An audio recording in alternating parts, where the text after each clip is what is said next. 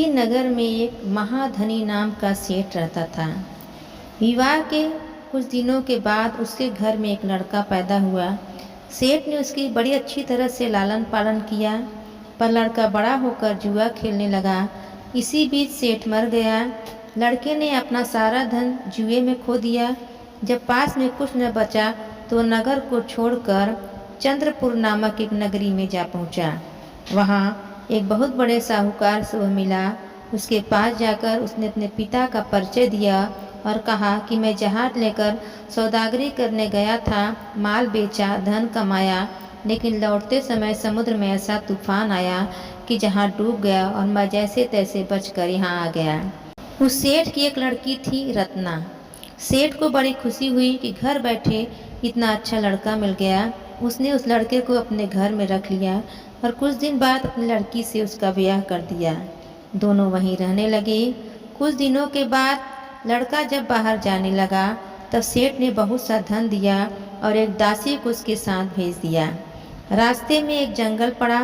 वहां आकर लड़के ने स्त्री से कहा, यहाँ बहुत डर है, तुम अपने गहने उतार कर मेरी कमर में बांध दो। लड़की ने ऐसा ही किया। इसके बाद लड़के ने कहारों को वापस करा दिया और दासी को मारकर कुएं में स्त्री को फेंक दिया। एक मुसाफिर उधर से जा रहा था।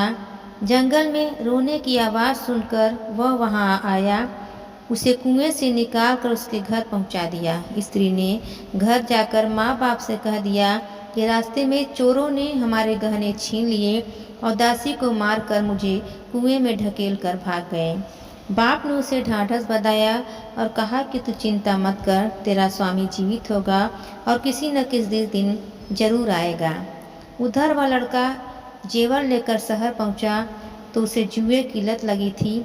वह सारे गहने जुए में हार गया। उसकी बहुत बुरी हालत हो गई। वह फिर अपने ससुराल चला। वहां पहुंचते ही सबसे पहले उसकी स्त्री मिली। वह बड़ी खुश हुई। उसने पति से कहा, आप कोई चिंता ना करें, मैंने यहाँ आकर दूसरी ही बात कही है। जो कहा था वह उसने बता दिया। सेठ अपने जमाई से मिलकर बड़े प्रसन्न हुए और उन्होंने उसे बड़ी ही अच्छी तरह से घर में रखा। कुछ दिन बाद एक रोज़ जब लड़की गहने पहने सो रही थी, उसने चुपचाप छुरी से उसको मार डाला और उसके गहने लेकर चंपत हो गया। दोस्तों, आज की हमारी कहानी आपको कैसी लगी कमेंट में अवश्य लिखें। धन्यवाद।